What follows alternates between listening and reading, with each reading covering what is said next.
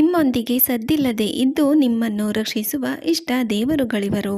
ಒಬ್ಬ ವ್ಯಕ್ತಿಯು ತನ್ನ ಇಷ್ಟಕ್ಕೆ ಅನುಗುಣವಾಗಿ ಪೂಜಿಸುವಂತಹ ಯಾವುದೇ ಒಂದು ದೇವರು ಅಥವಾ ದೇವತೆಯನ್ನು ಇಷ್ಟದೇವರು ಅಥವಾ ಇಷ್ಟದೇವತೆ ಎಂದು ಕರೆಯಲಾಗುತ್ತದೆ.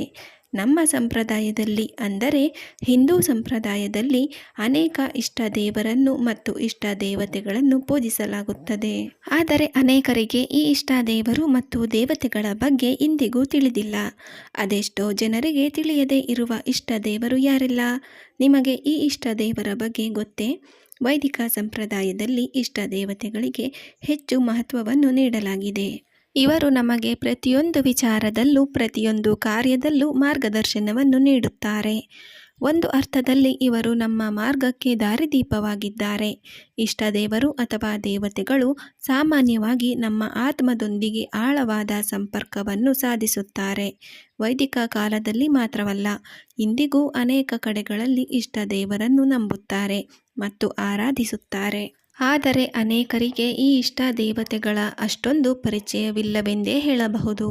ಈ ಇಷ್ಟ ದೇವತೆಗಳು ನಮ್ಮೊಂದಿಗೆ ಇದ್ದು ಸದ್ದಿಲ್ಲದೆ ನಮಗೆ ಸಹಾಯ ಮಾಡುತ್ತಾರೆ. ಅವರು ಯಾರ್ಯಾರು ಎಂದು ತಿಳಿಯೋಣ. ದತ್ತಾತ್ರೇಯ. ದತ್ತಾತ್ರೇಯರನ್ನು ತ್ರಿಮೂರ್ತಿ ದೇವರುಗಳಾದ ಬ್ರಹ್ಮ, ವಿಷ್ಣು ಮತ್ತು ಮಹೇಶ್ವರರ ಸಾಕಾರ ರೂಪವೆಂದು ಪರಿಗಣಿಸಲಾಗುತ್ತದೆ. ದತ್ತಾತ್ರೇಯರನ್ನು ಸರ್ವೋಚ್ಚ ಗುರುವೆಂದು ಕರೆಯಲಾಗುತ್ತದೆ. ದತ್ತಾತ್ರೇಯರನ್ನು ಯಾರು ನಂಬುತ್ತಾರೋ ಅವರಿಗೆ ಶಿಕ್ಷಕ ಮತ್ತು ವಿಶ್ವ ಮಾರ್ಗದರ್ಶಕರಾಗಿ ಸಹಾಯ ಮಾಡುತ್ತಾರೆ. ಆಧ್ಯಾತ್ಮಿಕತೆಯಲ್ಲಿ ಆಸಕ್ತಿಯನ್ನು ಹೊಂದಿರುವವರು, ತಪಸ್ಸನ್ನು, ಧ್ಯಾನವನ್ನು ಮಾಡಲು ಬಯಸುವರು ದತ್ತಾತ್ರೇಯರನ್ನು ಪೂಜಿಸುತ್ತಾರೆ. ದೇವಿ ಮಾತಂಗಿ. ಮಹಾವಿದ್ಯೆ ಎಂದು ಗುರುತಿಸುವ ದೇವತೆಗಳಲ್ಲಿ ಮಾತಂಗಿ ದೇವಿ ಕೂಡ ಒಬ್ಬಳು. ಈಕೆಯನ್ನು ತಾಂತ್ರಿಕ ದೇವತೆಯೆಂದು ಕರೆಯಲಾಗುತ್ತದೆ. ಈಕೆ ಸಂಗೀತ, ಜ್ಞಾನ ಮತ್ತು ಸೃಜನಶೀಲತೆಯನ್ನು ಪ್ರತಿನಿಧಿಸುತ್ತಾಳೆ. ಸೃಜನಶೀಲ ಅಥವಾ ಕ್ರಿಯಾತ್ಮಕ ವೃತ್ತಿಯಲ್ಲಿ ತೊಡಗಿಕೊಂಡವರು ಈಕೆಯನ್ನು ಹೆಚ್ಚಾಗಿ ಪೂಜಿಸುತ್ತಾರೆ. ಉದಾಹರಣೆಗೆ, ಗಾಯಕರು, ಸಂಗೀತಗಾರರು, ಕಲೆಗಾರರು, ವಾಸ್ತುಶಿಲ್ಪಿಗಳು ಈಕೆಯನ್ನು ಪೂಜಿಸುತ್ತಾರೆ. ಮಾತಂಗಿಯ ಆಶೀರ್ವಾದವನ್ನು ಹೊಂದಿರುವ ಜನರು ಸೃಜನಶೀಲತೆಯಲ್ಲಿ ಉತ್ತಮ ಜ್ಞಾನವನ್ನು ಹೊಂದಿರುತ್ತಾರೆ. ತ್ವರಿತಾದೇವಿ. ತ್ವರಿತಾದೇವಿಯ ಬಗ್ಗೆ ಅನೇಕರಿಗೆ ತಿಳಿದೇ ಇಲ್ಲ. ತ್ವರಿತಾದೇವಿಯನ್ನು ಗುಣಪಡಿಸುವ ದೇವತೆಯೆಂದು ಕರೆಯಲಾಗುತ್ತದೆ. ಹಠಾತ್ ಆರೋಗ್ಯದ ಸಮಸ್ಯೆಗಳಿಗೆ ಗುರಿಯಾದ ವ್ಯಕ್ತಿಯು ಈಕೆಯನ್ನು ಪೂಜಿಸುವ ಮೂಲಕ ಆರೋಗ್ಯದ ಸಮಸ್ಯೆಗಳಿಂದ ಮುಕ್ತರಾಗುತ್ತಾರೆ. ಆಕೆಯನ್ನು ಗುಣಪಡಿಸುವ ದೇವತೆಯೆಂದು ಗುರುತಿಸಲಾಗಿದೆ.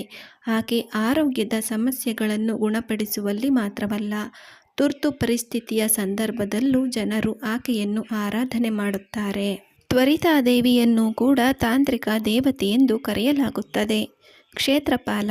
ಕ್ಷೇತ್ರಪಾಲನು ಒಂದು ನಿರ್ದಿಷ್ಟವಾದ ಭೂಮಿಯನ್ನು, ದೇವಾಲಯಗಳನ್ನು ಅಥವಾ ಪ್ರದೇಶವನ್ನು ರಕ್ಷಿಸುವ ದೇವರು. ಅವರನ್ನು ರಕ್ಷಕ ದೇವರೆಂದು ಕರೆಯಲಾಗುತ್ತದೆ. ಹೆಚ್ಚಾಗಿ ಕ್ಷೇತ್ರಪಾಲಕನನ್ನು ರೈತರು, ದೇವಸ್ಥಾನದವರು ಪೂಜಿಸುತ್ತಾರೆ. ಕೆಲವೊಂದು ದೇವಾಲಯಗಳ ದ್ವಾರದ ಬಳಿ ಕ್ಷೇತ್ರಪಾಲಕರ ವಿಗ್ರಹಗಳನ್ನು ನೋಡಬಹುದಾಗಿದೆ. ಕ್ಷೇತ್ರಪಾಲರು 3 ದೊಡ್ಡ ಕಣ್ಣುಗಳನ್ನು ಹೊಂದಿರುತ್ತಾರೆ ಎಂದು ಕಥೆಗಳಲ್ಲಿ ಉಲ್ಲೇಖಿಸಲಾಗಿದೆ. ಅಗ್ನಿಪುರಾಣದ ಅಧ್ಯಾಯ 51ರಲ್ಲಿ ಕ್ಷೇತ್ರಪಾಲರು ಕೈಯಲ್ಲಿ ತ್ರಿಶೂಲವನ್ನು ಹೊಂದಿರುವ ರಕ್ಷಕರು ಎಂದು ಗುರುತಿಸಲಾಗಿದೆ. ಪ್ರತ್ಯಂಗಿರಾ ದೇವಿ. ಪ್ರತ್ಯಂಗಿರಾ ದೇವಿಯನ್ನು ಪುರಾಣಗಳು ಉಗ್ರ ಹೋರಾಟಗಾರ್ತಿಯನ್ನಾಗಿ ಮತ್ತು ರಕ್ಷಕಿಯಾಗಿ ಚಿತ್ರಿಸಿದೆ. ಪ್ರತ್ಯಂಗಿರಾ ದೇವಿಯು ಸಿಂಹದ ಮುಖವನ್ನು, ದೇವತೆಗಳಂತೆ ಮಾನವ ಸ್ತ್ರೀ ದೇಹವನ್ನು ಹೊಂದಿದ್ದಾಳೆ. ಮಾಟಮಂತ್ರಕ್ಕೆ ಒಳಗಾದ ಜನರು ಮತ್ತು ಶತ್ರುಕಾಟದಿಂದ ಸಮಸ್ಯೆಗಳನ್ನು ಎದುರಿಸುತ್ತಿರುವ ಜನರು ಈಕೆಯನ್ನು ಪೂಜಿಸುತ್ತಾರೆ. ಪ್ರತ್ಯಂಗಿರಾ ದೇವಿಯು ನಮ್ಮನ್ನು ನಕಾರಾತ್ಮಕ ಶಕ್ತಿಗಳಿಂದ ದೂರ ಇಡುತ್ತಾಳೆ. ಈಕೆ ರಕ್ಷಣೆಯನ್ನು ನೀಡುವಂತಹ ದೇವತೆಯಾಗಿದ್ದಾಳೆ. ಅಯ್ಯನಾರ್. ಅಯ್ಯನಾರ್ಗಳನ್ನು ತಮಿಳುನಾಡಿನಲ್ಲಿ ಗ್ರಾಮ ರಕ್ಷಕರು ಎಂದು ಗುರುತಿಸಲಾಗಿದೆ. ಅವರನ್ನು ಗ್ರಾಮದ ಗಡಿಗಳು, ಜಾನುವಾರುಗಳು ಮತ್ತು ಸುರಕ್ಷತೆಯ ರಕ್ಷಕ ಎಂದು ಪರಿಗಣಿಸಲಾಗುತ್ತದೆ.